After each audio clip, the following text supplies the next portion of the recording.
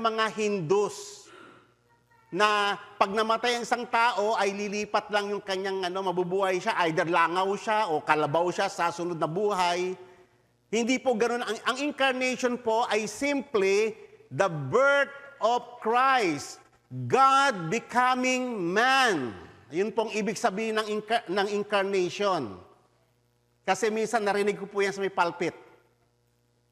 Okay? So kahit po nung ako'y nasa Tugigaraw, nung ako'y naimbitahang mag-preach doon, nabanggit ko yung incarnation, nung inulit nung kausap ko, reincarnation ang naitanim niya.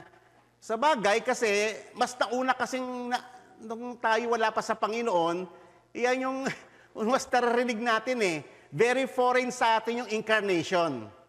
Okay? So incarnation po ang ibig po sabihin ng incarnation, si Jesus Christ, the second person of the Trinity, nagkatawang tao. Yun pong ibig sabihin ng incarnation. Okay. So ngayon mga kapatid ay mahalaga po na maintindihan po natin yung ating paksa ngayon. Ito pong yung ating pong title na For Us the Curse is Found, ay hango po yan doon sa may kanta po na kinanta natin kanina na Joy to the World. A very popular Christmas song. Actually, yung kanta po na yan ay it was written in 1719 by Isaac Watts. At ito po ay isang hymnal na naging Christmas song kasi ang ganda kasi ng lyrics niya. Yung kanyang mga lyrics ay kinuha sa may Psalms 98, yung ating pong binasa kanina sa scripture reading, and also in Genesis chapter 3. Yan po ay tumutukoy doon po sa reversal ng curse, yung Genesis chapter 3, at yung Psalms 98 ay tumutukoy po sa paghahari ni Christ, a rejoicing sa kanyang pagkakatawang taong. Sa may stanzas, sa third stanzas, ay makikita po natin ang mga lyrics na ganito. No more let sins and sorrows grow, nor turns infest the ground. And that is referring to the curse na naipronounce noon sa tao sa Genesis chapter 3. And then, He comes to make His blessing flow. So yung pagdating po ng ating Panginoong Jesus, ay yung blessings ng Panginoon ay iwawash out niya yung curse. He comes to make His blessing flow, for us the curse is found. At ito po ay central sa Ebanghelyo ng Panginoon. Sapagkat marami pong mga Kristiyano sa ngayon ay even yung mga Christians ay minsan nai-stuck tayo sa dead tradition. Kaya nga paulit-ulit po namin na nire-remind kayo yung purpose po ng pagpaparito ng ating Panginoong Yesus. Bakit nga po ba siya nagkatawang tao? Ano po ba yung implications ng kanyang incarnation, ng kanyang pagkakatawang tao? Mahalaga po yun mga kapatid sa atin sapagkat siya ay pumarito hindi lamang po para hanguin tayo sa ating mga kasalanan. That is basic. But more importantly, yung concept po ng reversal ng curse. At pag-uusapan po natin sa araw na to, papaano nag-umpisa yung curse. Tatandaan po natin ang sin, curse, and death is not part of original creation. Dumating po ang mga iyan nang ang tao ay nagkasala. Okay? So, ano nga po yung opposite ng sin, curse, and death? Righteousness, blessings, and life. So, ibig sabihin, magkakaroon ng reversal.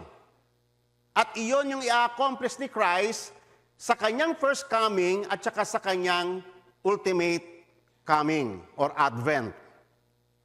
So, the primary works of Christ ay nag-provide ng atonement para sa ating mga kasalanan at ultimately ay matanggal ang lahat ng curse na created by sin at tayo ay maihatid doon po sa glory. Yan po yung buong context ng gospel. Ang finality tayo ay maidadala sa glory. Okay? So mahalaga po yan. So nung ang tao ay nagkasala sa Genesis chapter 3, ay naipronounce ng Diyos ang kanyang curse, at ang tao sa kanyang pagkasala ay binuksan niya yung gate ng kasalanan, ng sumpa at ng kamatayan. And for that very purpose, ang ating Panginoong Yesus ay nagkatawang tao. That is the very purpose. Because of those things na nagpapahirap sa ating buhay, at ang nature ng curse ay, mga kapatid, ay hindi lamang po physical. Ito po ay kasama po ang spiritual. So paano ni-reverse ng Panginoon ng sumpa? Sabi po ng Galatians chapter 3, verses 13 to 14. Christ redeemed us from the curse of the law by becoming a curse for us. Siya mismo yung naging sumpa upang mahango niya tayo sa sumpa para matanggal yung sumpa sa buhay natin, yan na siya nagpapahirap sa buhay natin para makawala tayo dyan, ay si Christ mismo yung ibinayubay sa krus. Sapagkat ganito ang sinasabi sa kasulatan, "Cursed is everyone who is hung on a tree, so that in Christ Jesus, the blessings of Abraham might come to the Gentiles." So yan po yung lyrics nung kinanta natin kanina. He makes His blessings flow, for us the curse is found, so that He might receive the promised Spirit through faith. So ngayon, mga kapatid, balikan po natin ang tanaw kung kailan nag-umpisa ang curse. At ito ay makikita natin sa Genesis chapter 3. Ito pong curse na ito, alam ko ang iban sa inyo familiar na rito.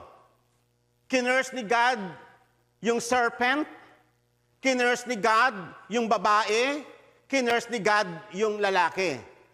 Take note, mga kapatid, hindi lang po yung ganun kasimple. Yun po ay curses on 3 spheres ng buhay ng tao. Unahin na po natin yung curse on the serpent.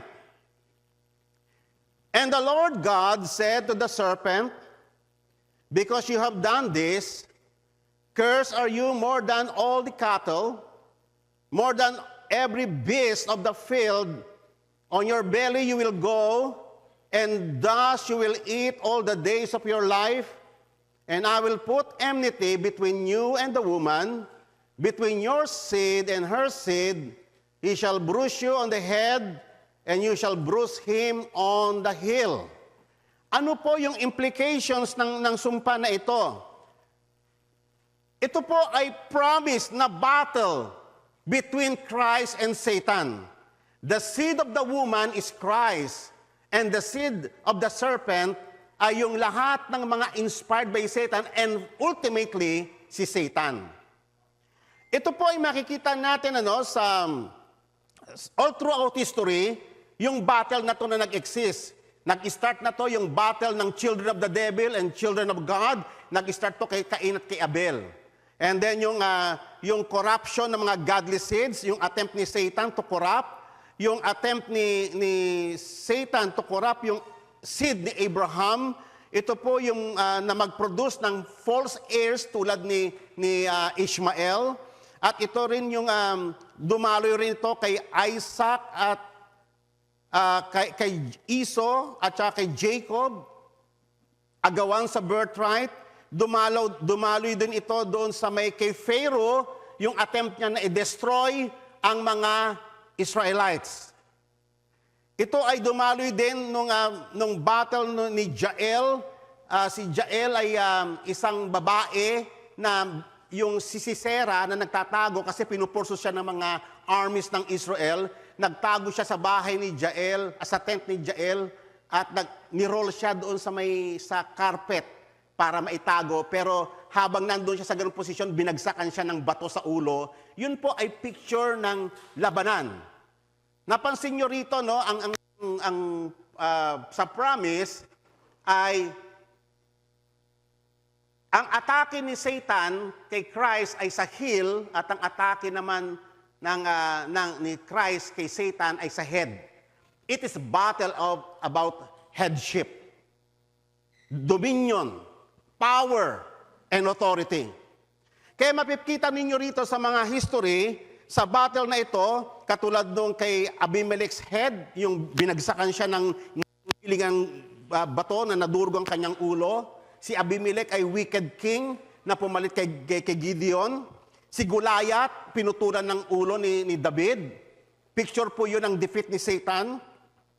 Si King Saul, yung attempt niya na patayin si David. Si Queen Attila, na inattempt niya na ubusin yung mga apo niya na mga susunod na royal king para siya yung magiging queen, yung lola. Wicked na lola ito, si Atalaya. At si Haman, na inattempt niya na annihilate yung buong Israel nung panahon ni Esther. And finally, kay King Herod, because of insecurity niya na merong ipapanganak na hari, pinapatay niya lahat ng mga babies. Okay? Pero si Christ ay nai-escape by the power of God. At iyon yung ultimate battle, ang pinaka-ultimate battle ng seed between Christ and Satan ay sa cross. At doon, akala ni Satan, natalo niya si Christ, pero sa hilang pala siya na-crash. Pero si Satan ay na-crash sa ulo. The defeat of Satan. Kaya nga, sa mga passages, ay makikita ninyo, nung dumating ang Panginoong Yesus, ito po yung mga sinabi ng Panginoong Yesus patungkol sa Kanya. The Son of God appeared for this purpose to destroy the works of the devil. Now the judgment is upon this world. The ruler of this world will be cast out. And concerning judgment, because the ruler of this world has been judged. And he said to them, I was watching Satan fall from heaven like lightning. Behold, I have given you authority to tread on serpents and scorpions and over all the power of the enemy, and nothing will injure you. So yan po ay ilan lamang sa mga verses about the battle na nag-exist between Satan and Jesus Christ and his defeat. Alam nyo ba sa pagbabalik ng Panginoong Yesus, hindi na po si Satan ang pangunahing kalaban. Talo na si Satan eh. Kaya nagtataka ako sa mga ibang mga preacher, para bang si Satan bidang-bida pa rin. The way they present yung gospel, parang ganito. Minsan naanalo si Jesus Christ, minsan naanalo si Satan. Ay pag ganyan po ang presentation ng gospel, hindi nyo naintindihan ang gospel in the first place. Hindi niyo naintindihan yung victory ni Christ. Tayo ngayon ay victorious na because of Christ. Nagtagumpay siya 2,000 years ago. Si Satan defeated na. At ang sinasabi ng scriptures, the last enemy was death and not Satan. Nabasa niyo ba yung Bible na yon? The last enemy is death. Wawakasan na ng Diyos yung kamatayan na bunga ng kasalanan. Hindi na si Satan. Si Satan, symbolically, ipinakita rito, he was bound. Through death and resurrection ni Christ, he was bound. Ibig sabihin ng bound, yung kanyang ability to prevent the message of the gospel from wala na siyang hindi niya na makontra yung paglago ng kingdom of God. He was bound symbolically. At ipinakita yan sa may Book of Revelation na parang tinapon siya sa may bottomless pit at ito'y kinandaduhan. At papakawalan na lang siya after nung millennial reign. Symbolically. Yung kanyang kaunting time after ng kanyang release is for his destruction. Tapos na ang battle actually, mga kapatid. Nagtagumpay na si Christ. And we are now enjoying that victory ng ating Panginoong Yesus. Okay. Tatandaan po natin, yung unang sumpa is about struggle between dominion. Struggle about power and authority. Supposedly, yung lalaki, siya yung federal head. Sa kanyang pagkakasala, ay naipasa niya yung kapangyarihan, yung power and authority, ay naipasa niya kay Satan. And Jesus Christ reclaimed it. Repossessed it. Naibalik sa atin yung power and authority through the victory of Christ. Yun yung implications ng unang curse. Nakita ninyo sa ating mundo, no? Yung mga nakaupo sa kapangyarihan, yung mga walang Diyos. Isang araw mawawala silang lahat. At ang ipapalit ng Diyos doon yung kanyang mga godly ones, yung mga righteous, na naturuan ng proper handling ng power and authority. Okay, how about the curse on the woman? The second spirit of curse.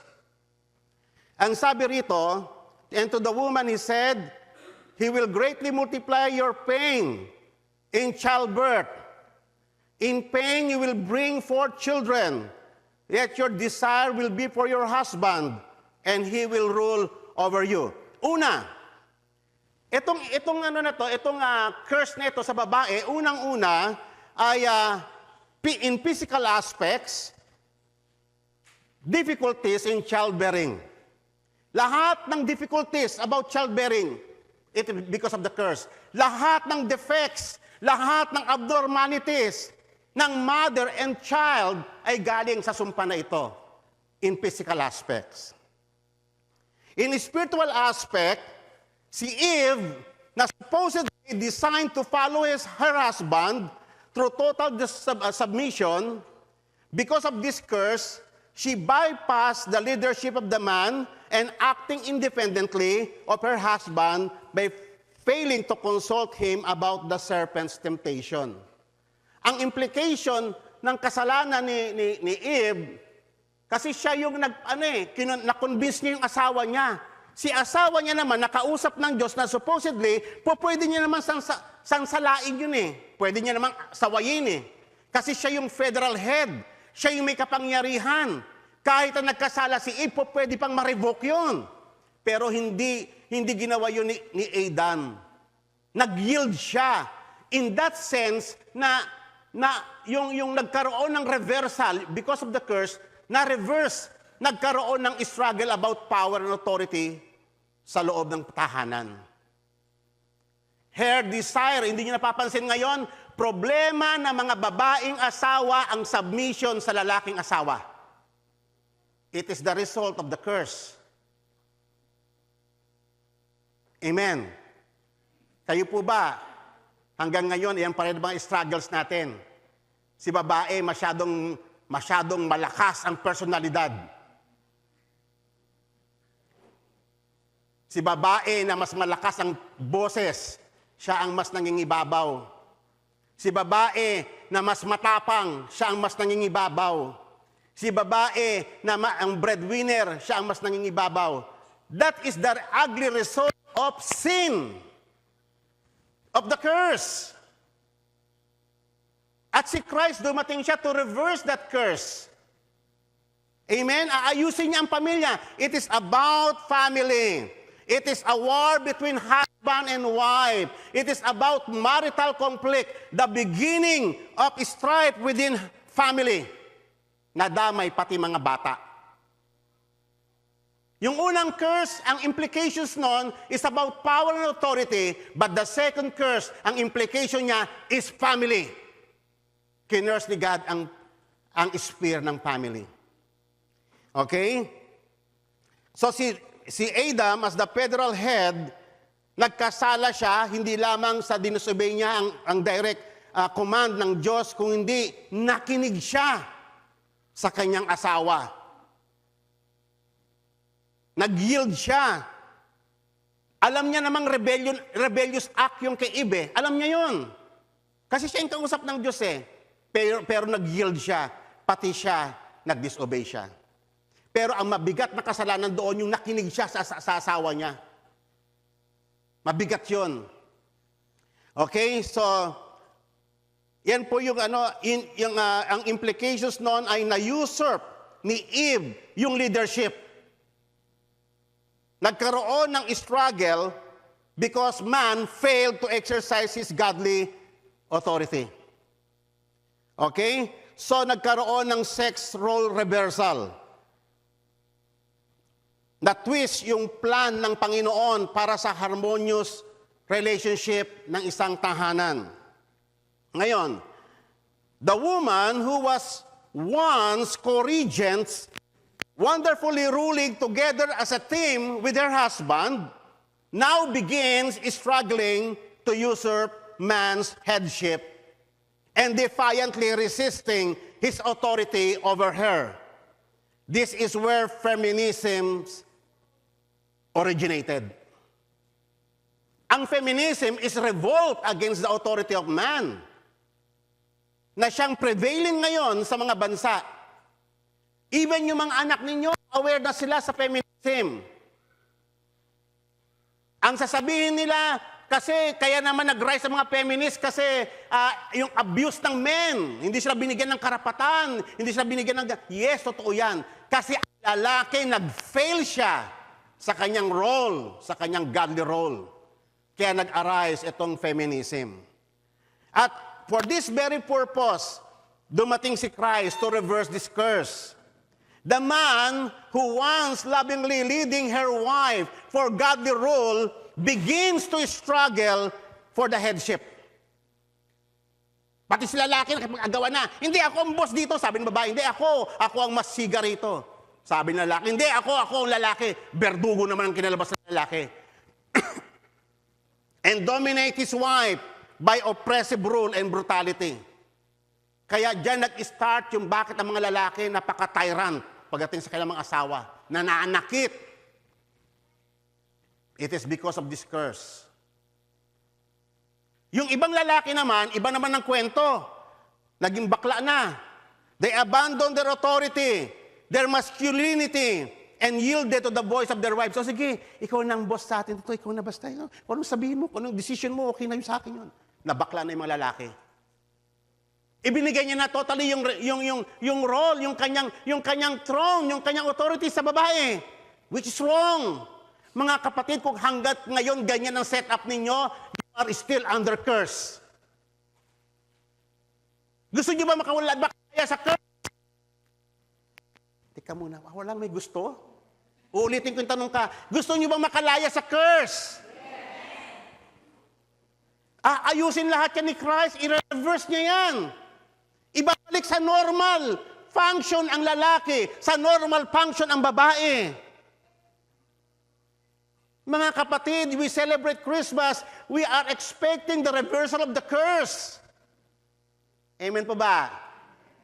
Or baka naman, mas gusto nyo na kasing kalalagayan ninyo ngayon. Oh, sabi ng babae, ang sarap kaya maging boss. Mga kapatid, that is curse. Amen? Ngayon, kaya nga ang Bible ay punong-puno ng tagubilin. Ipinakita muli sa may Ephesians chapter 5, yung tamang role ng babae, yung tamang role ng lalaki. Pero silang dalawa ay magsasubmit kay Christ.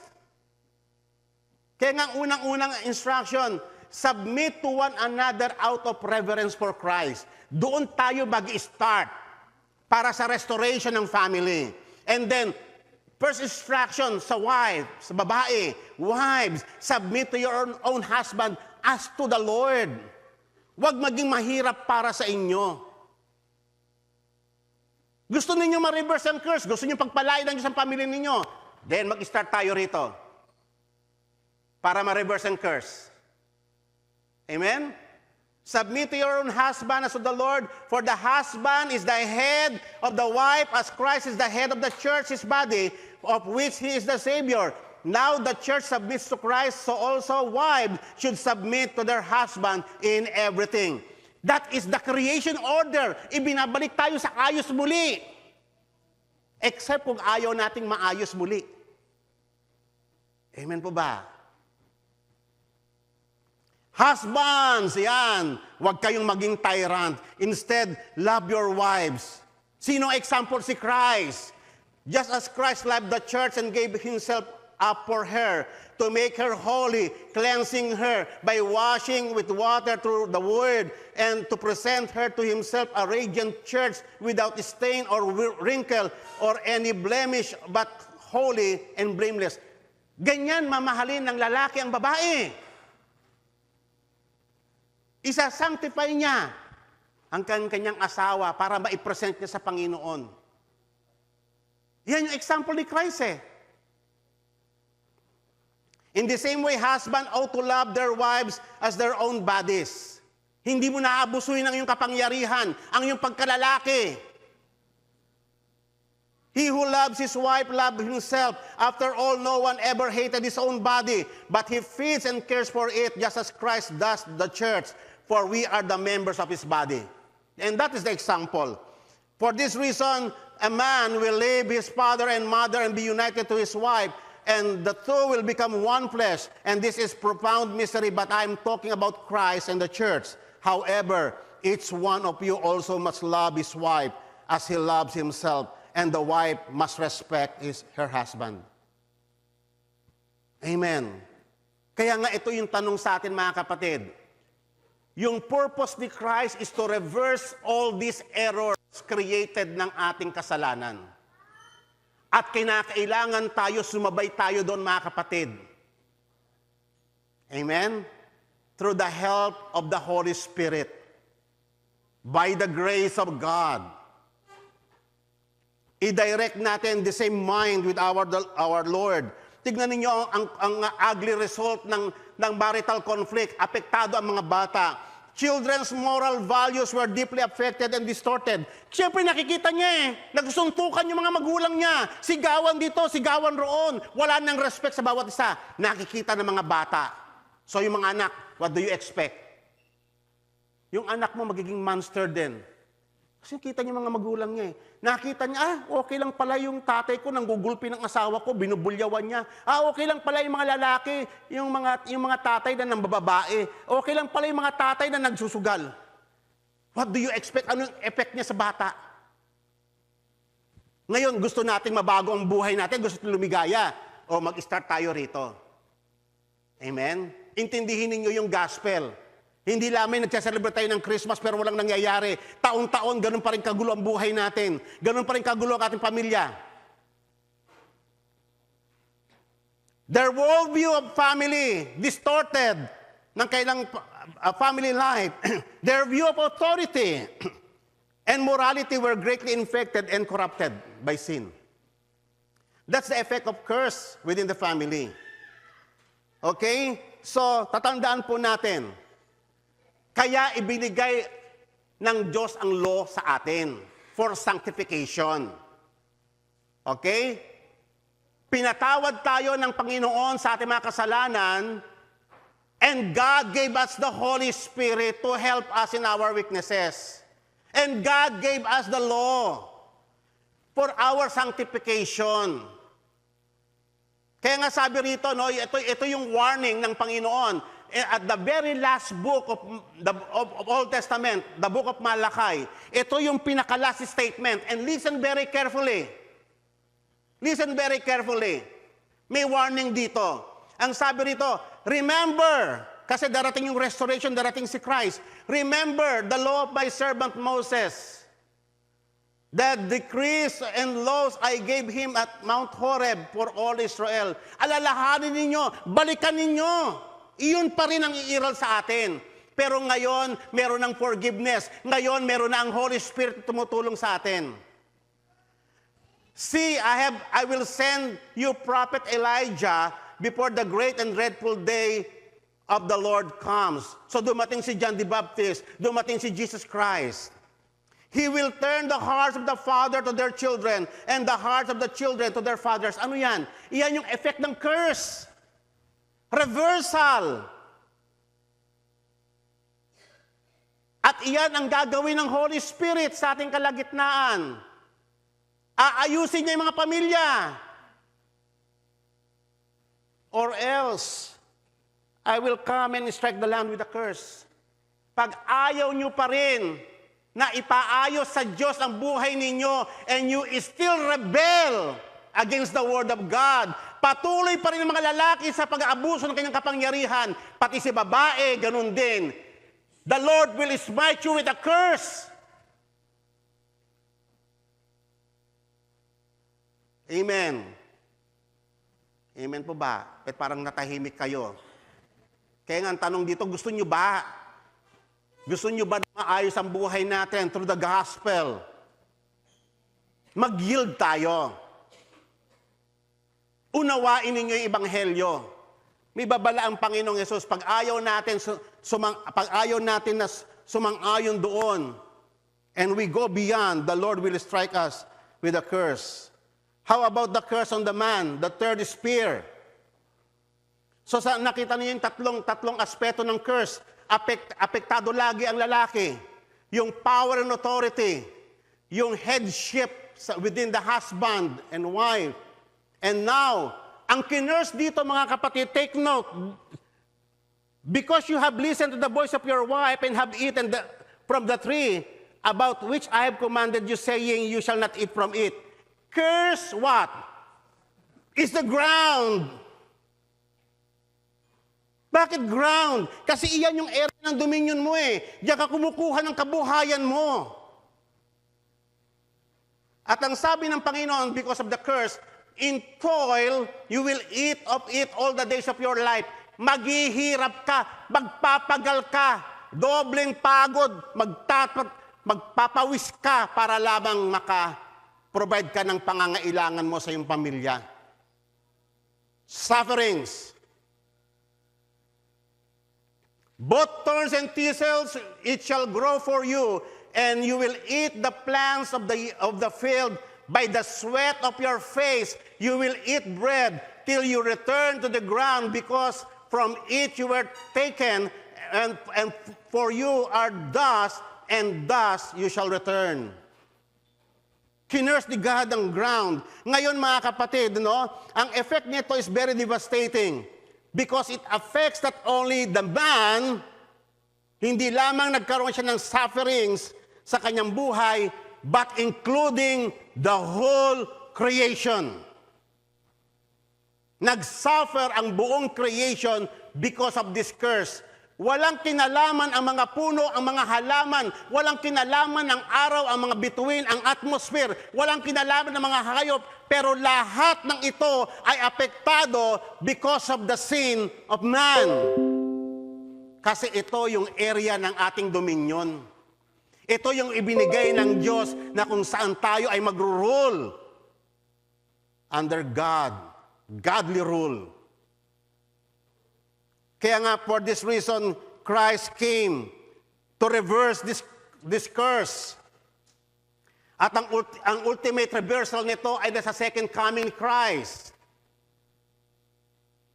For I consider that sufferings of this present time are not worthy to be compared with the glory that is to be revealed to us. For the anxious longing of the creation waits eagerly for the revealing of the sons of God. Napansin ninyo yung mga wordings ni Apostle Paul. Nung una, balikan natin sa Genesis, nung nagkasala ang tao, naapektuhan ang creation. Naapektuhan ang lupa. Pati yung lupa na curse. Pati mga hayop na curse. Kaya ang buong creation ay na-subject sa futility nang hindi nila kagustuhan because of the sin of man. Ngayon, sa reversal of all things, yung tao muna ang unang-unang i-redeem ng Diyos. At inaabangan nyo ng buong creation. Look at the words. For the anxious longing of the creation waits eagerly for the revealing of the sons of God. Hinihintay din na tayo, ang lahat ng mga tao, ay makapanumbalik at ma-regenerate. Kasi pag na-regenerate ang mga tao, pati ang creation ay makakabalik na rin. At sabi rito, for the creation was subjected to futility, not willingly, but because of him who subjected it, in hope that the creation itself will be set free one day at the coming of the Lord. At the full redemption ng ating body, the full reversal of sin, curse, and death. Ang creation itself will be set free from its slavery to corruption into freedom of the glory of the children of God.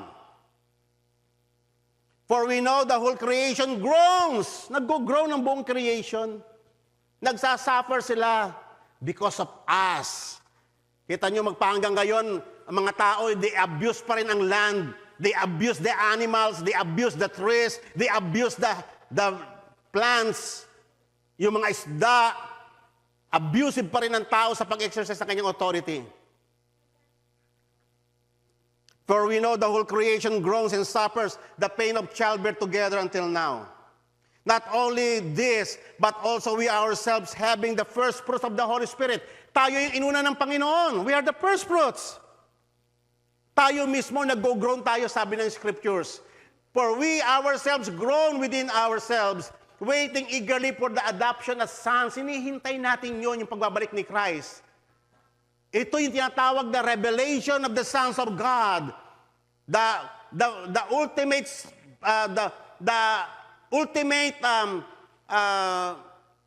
effect ng salvation ni Christ. The redemption of our body. In hope we have been saved, but hope that is seen is not hope, for the hopes for what he already sees.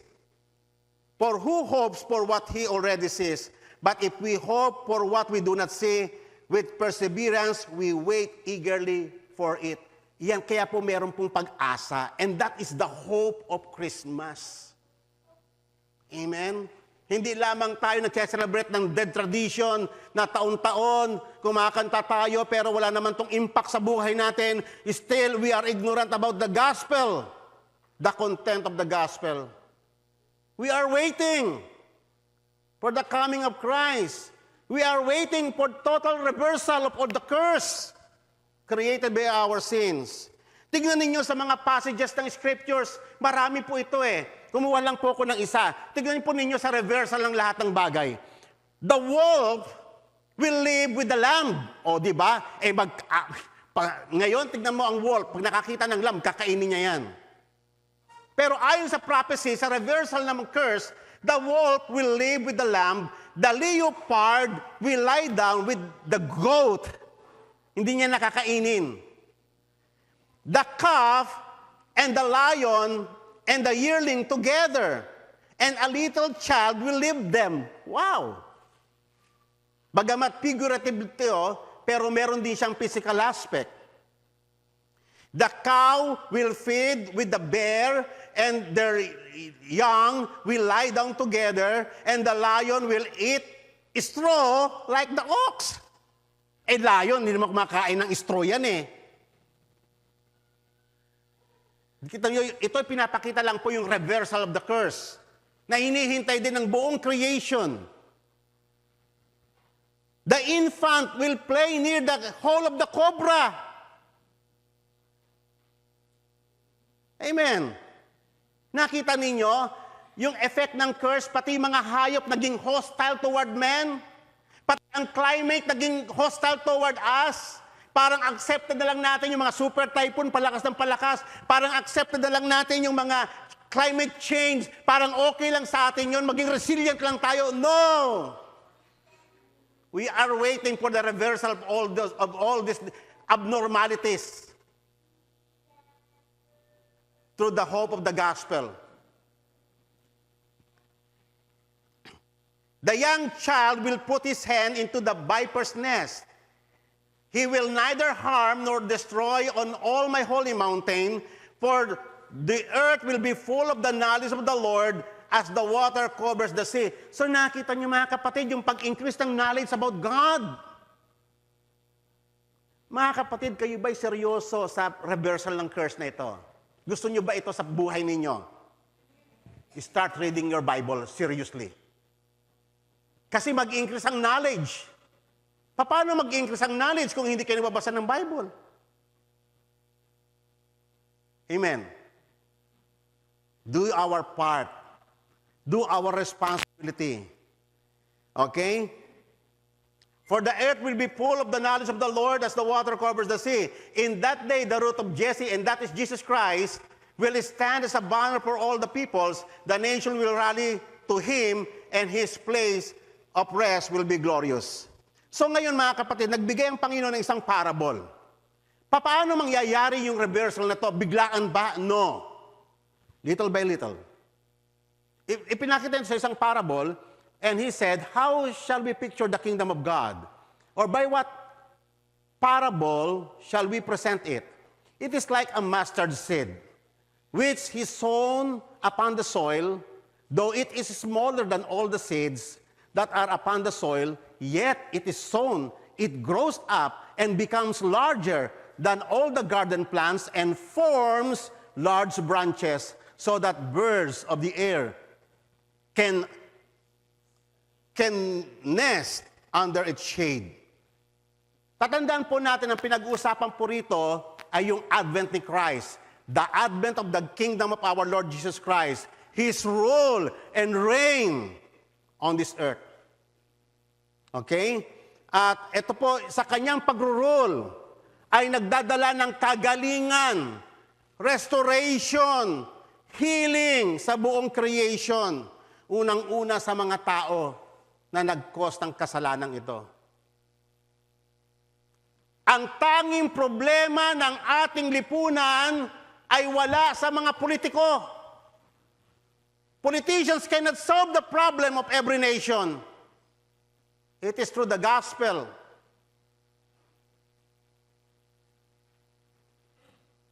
Amen? Sapagkat ang ebanghelyo ng Diyos ay nagdadala ng healing, restoration sa mga buhay, sa mga pamilya. Nare-reverse yung mga errors, yung mga maling philosophy, yung mga maling reasoning, yung mga maling practices, mga maling tradition sa buhay. Nare-reverse at unti-unting gumagaling. Ilan na sa inyo mga kapatid nakaranas ng ganun dito? Gumaling na. Dati yung mga magugulong pamilya na para bang wala ng pag-asa, and yet ngayon, buong-buo na kayo ngayon. Through the help of the gospel of Christ. Amen?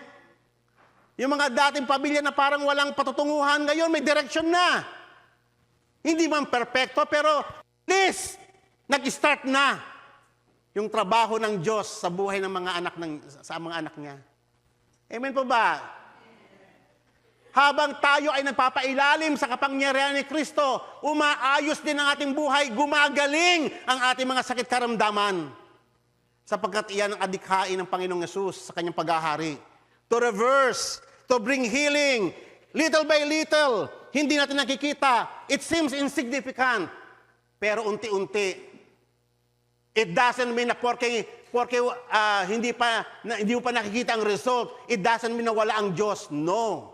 Hindi mo napapansin ito, pero isang araw magugulat ka na lang sa resulta nito. Amen. Kaya nga, tatandaan po natin, huwag ninyong i-despise ang small beginning. Sapagkat ang Diyos lagi siyang nag-i-start sa small beginning. The kingdom of God is alive. It is moving. Little by little, growing, unnoticeable, transforming everything in its path, reversing the effects of sin, bringing life to death, and turning curses into a blessing. For us, the curse is found. He makes His blessing flow. It is gradually increasing, progressively, conquering every sphere of life and thought. The rule of Christ is bit by bit, subduing His enemies and bringing them under His feet. Kaya nga mga kapatid, in the end, makikita po natin yung role, very important yung role ng law sa sanctification. Pag sinabi natin sanctification, it is the restoration of man. You cannot be restored without the law of God. Amen po ba? If we still neglect the law of God, walang restoration sa yung family. Walang restoration mangyayari. Kasi iyan yung tool ng Panginoon for restoration. Kaya nga ang law is central sa kalooban ng Panginoon. And that's why God gave the Holy Spirit to help us to keep the law despite ng weaknesses ng ating flesh. Tignan po ninyo yung role ng law. Sa Isaiah chapter 2, pinakita ng Panginoon, in the last days, the mountain of the Lord, the heavenly Jerusalem, the Lord's temple will be established as the chief among the mountains. It will be raised above the hills, and all nations will stream into it. Many peoples will come and say, "Come, let us go up to the mountain of the Lord, to the house of the God of Jacob. He will teach us His ways so that we may walk in His paths. The law will go out from Zion, the word of the Lord from Jerusalem. He will judge between the nations and will settle disputes for many peoples. He will beat their swords into plowshares and their spears into pruning hooks. Nation will not take up swords against nation, nor will they train there for war anymore. Hihinto na mga digmaan. Hindi kayang pahintuin ng mga ng mga bansa ang digmaan. Lalo lang nilang ina-aggravate ito. Pero through the gospel, hihinto ang lahat ng pakipagdigma. At ang lahat ng tao, one day lahat ng mga Muslim mawawala yan. One day lahat ng mga LGBT mawawala yan. One day lahat ng mga false religion mawawala yan. One day yung mga kinakatakutan natin mga tyrant, mawawala lahat ng yan. At ang may iwan na lang ay ang kingdom ng Panginoon sa mundong ito. And ito ang sinabi ng Panginoon sa Zechariah, who despises the day of small things. Tayo kasi minsan ganun, gusto natin hanggat maaari yung biglang malaki na agad. Pero hindi ganun ang Panginoon eh. Who despises the day of small beginnings? Men rejoice when they see the plumb line in the hand of Zerubbabel. Your beginning will seem humble, so prosperous will be your future. Ang pangako yan ng Panginoon, binitawan niya ang salita, mangyayari yan. It will soon come to pass.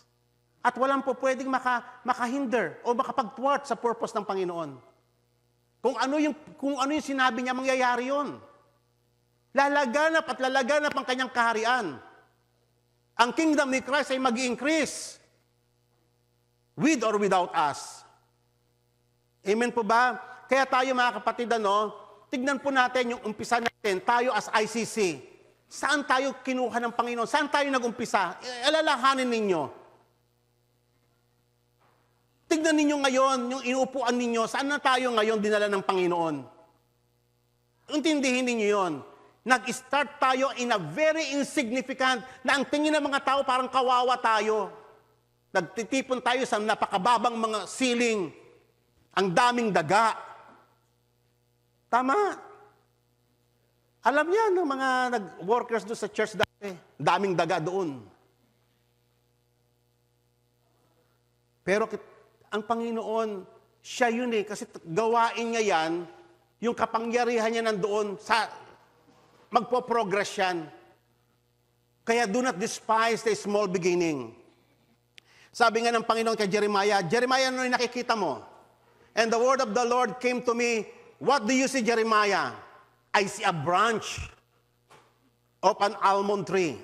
I replied, and the Lord said to me, you have seen correctly, for I am watching to see that my word is fulfilled. Kayo po ba'y naniniwala na ang curse dito na nating nabanggit ay mawawala one day? Amen. Yes.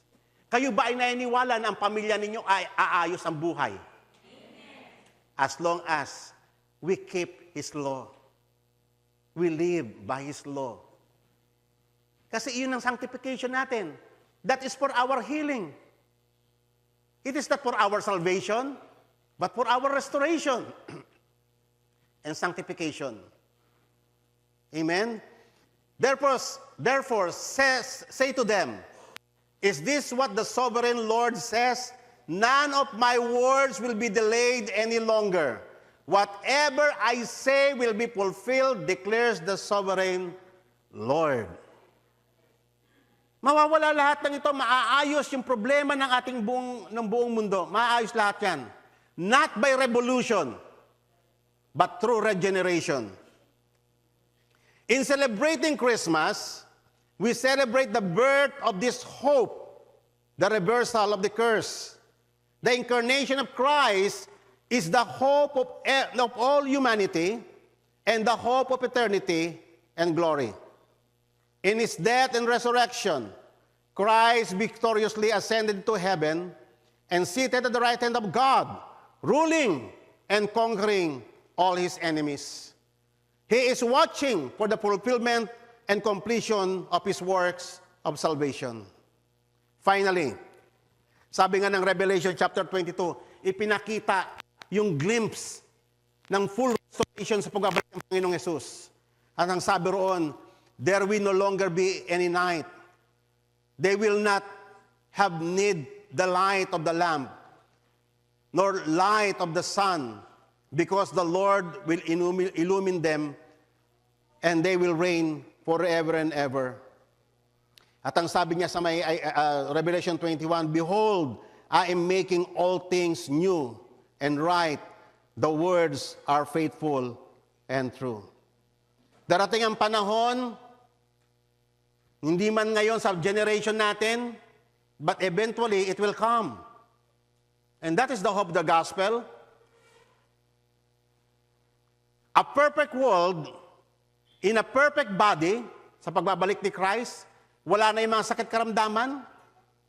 Sa pagbabalik ng Panginoon, hindi na paralyzed si Pastor Lando. Amen? Yung mga sakit karamdaman natin, wala na lahat yan. Magbabanis ang lahat ng yan. In a perfect world, in a perfect body, we shall dwell forever with Christ. A world without sin. A world without curse. And a world without death. Nakakita na ba kayo ng mundong ganon ngayon? Wala pa. Lahat, yung buong orientation natin sa mundong ito, puro kasalanan. But one day, we will witness a kind of world that there is no sin, there is no curse, and there is no death. Amen po ba? Merry Christmas! Tayo pong lahat ay tumayo, tayo po'y manalangin. Hallelujah! Heavenly Father, we celebrate Christmas today, O Lord God, celebrating the hope of the gospel, celebrating it, O Lord God, through your good news that you have given us through Christ, the hope that we have in your words, Father God, and it will soon take place, Father God, according to your power, preserved by the power of the Holy Spirit. Lord, we thank you so much. Father God, help your people to live according to your law, that their lives will be restored completely according to your will. Lord, we thank you so much for giving us hope through this celebration. We focus our eyes unto Jesus, the author and the finisher of our faith, and we worship you, Father. In Jesus' name we pray. Amen.